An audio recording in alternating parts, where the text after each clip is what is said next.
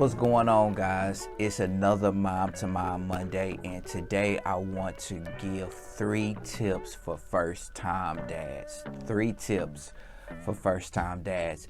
Having a child is a blessing like no other. I have just stared at my son at times and just cried because it's just like having a child is just, you see God's favor. I think that's one of the best ways to describe it. And when you see you as a first time dad, to be responsible for somebody, it's a blessing, but at the same time, it isn't easy.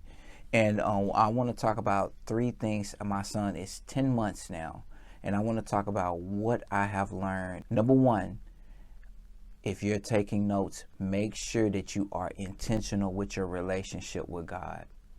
Make sure you are intentional with your relationship with God. So what does that actually mean?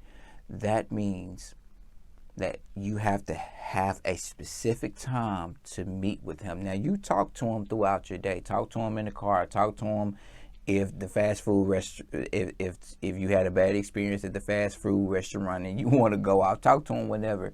But that study time, have a specific time for that. That's one of the things that I struggled with during this duration of time, which means that since I did not have a specific time to meet with God, it was kind of sometimes. Sometimes I did it, sometimes I didn't do it. Oh, okay, I read a couple scriptures here. Okay, I read a chapter here. I say a prayer here. But I started to feel like my time with God began to get neglected because I was so focused on the blessings that he has added to my life. The businesses, the ministry, the wife, the family. I began to focus more on that instead of the relationship with him, on how, and what begins to happen is you start to lack information on how to govern the things that he has blessed you with. So God, bless me with a son, bless me with clients, bless me with a wife. And then once he does that in your life, then now the time with him, you're not spending with him anymore. Because, I got what I need now, so I'm straight. But now I need certain things in order to be able to remain faithful to these assignments that I pray for and that he has blessed me with. So being intentional with your time helps with that. The way I look at things is I look at it like this. This is God. And he begins to pour into you. And then what begins to happen is you begin to pour into your other assignments, ministry, your wife, your son, your job, your businesses, relationships, yourself, however you want to govern it, however you want to order it. But then when things start getting low, you start feeling kind of overwhelmed, he's always there to continue to keep pouring into you. We have to begin to seek ye first the kingdom of God. And all these things are going to be added unto us. The information, the education, the resources, these different things. And that's what I'm learning. So number 1, we have to make sure that we be intentional with our relationship with God. And I would say 1A, 1B to that is you want to make sure that you be intentional with the relationship with yourself. And it goes right back to the relationship with God, because my relationship with God is kind of so-so and I'm not being as consistent as I should be. What begins to happen is I start neglecting my mental health, my physical health, because I start focusing so much on family and businesses and entrepreneurship and job and make sure everybody else is good. You begin to neglect yourself.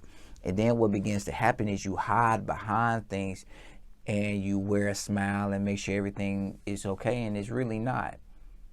So you have to make sure that you are intentional with God and make sure that you are intentional with yourself. Like with me, I like actual physical exercise. I like reading. Those are different things that help me with my mental health. And you have to make sure that that is a priority. may not be physical health. I mean, yours may not be, hey, the gym. It may not be reading books. You have to find what works for you, because if you don't find healthy outlets that could help you grow in these areas, then you're going to begin to do things that aren't healthy. And those things will affect these areas of your life. So as you are walking towards wholeness and working towards becoming better, that is going to help contribute to the other areas of success in your life. Which means that if I'm working out, if I'm reading my books, if I'm doing the things that are priority to me, that matter to me, I'm going to be able to be effective in these other areas as well. And so this right here is a dry cup. It's nothing in it. But what begins to happen is we operate this way. What do you mean by that? When I was younger, I used to drive my car on fumes because I didn't have anything in the tank. I was riding on E. And that's what begins to happen in life. We begin to operate this way when we are not connected to the source. And so we operate on fumes in these different areas of our life. But when we begin to connect with God and remain connected with God, we'll have what we need so that we can be able to pour into other areas of our life. Number 2, you want to make sure that you buy in bulk. Your diapers, your milk, buy in bulk. I'm telling you, it has been so frustrating living by a weekly mindset. Weekly, weekly, weekly, which means that I buy one milk this week, and then the next week I buy another one, and then the next week I buy another one. And so what begins to happen is Wednesday night or Thursday night, let's say if your child runs out of food, now you have to go rush and go to different stores to find what they are looking for. And let's say, for example, a couple of stores may not be in stock. That is going to cause anxiety. That's going to cause frustration. But if you begin to buy in bulk, then you'll have more than enough. And then when this supply gets low, then you have another one that can take care of that. And then you can go at your own time to buy another milk or some more diapers. And then it saves time and it saves money. So if your daycare needs more diapers, you won't have to, okay, let me run to the store and go buy some today. You already have them at home. And so you just bring them with your child the next day. And it reduces stress when you begin to buy in bulk. I'm telling you, I have 2 Walgreens and 2 Walmarts in my local area. There's been times I went by all of them and I could not find the milk that I was looking for because I was living weekly, by a weekly mindset, which means, again, that I would buy week by week. But when you buy it in bulk, I'm straight for a couple weeks, 2 or 3 weeks. So I don't have that anxiety on my mind. And then when you have all of that on your mind, it affects your relationship with your significant other. Now you guys are having arguments, and all of that can be prevented if you buy in bulk. And if you don't have the finances for it, begin to look at your budget. And I'm telling you, like, where can I cut costs so I can be able to buy in bulk? And that's what I'm doing with my relationship with Morgan. It's just, I'm looking at my budget. I'm like, okay, how does this work? And number 3, begin to show yourself grace. That's what I've learned in this walk with us being first-time parents. We have never been here before. So you are not going to have everything figured out. You can watch the YouTube videos. You can watch the TikTok videos, and you can get information, and all that is valuable. But begin to show yourself grace, because there are going to be things that happen out of your control. And when things happen out of your control, you just begin to forgive yourself, be patient with yourself, and continue to love yourself and learn from it and grow and get better in whatever that may be. And that's one of the things that I'm learning as a parent, just to be able to It'll work itself out. It'll work out. It'll get better. I may need to grow. I may need to get better. So just show yourself grace. You never been here before, man. You never been here before, ma'am. And as you do that, that'll help with your mental health as well, because you'll be trying to figure everything out in your mind.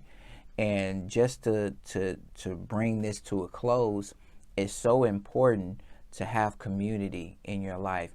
And I have been guilty of this. I just talk for me. I've been in a place where I felt like my wife is the only person that I can be able to talk to about where I am currently, mentally, emotionally, spiritually, financially, physically. And now I have come to the conclusion that if I have a couple guys, 2 or 3 guys in my corner that have been here before, that know how it is being a father, a first-time father, they can be able to encourage me, keep me motivated. Now, they don't replace God, but they can be somebody that contributes and add value to my life along my journey with my family.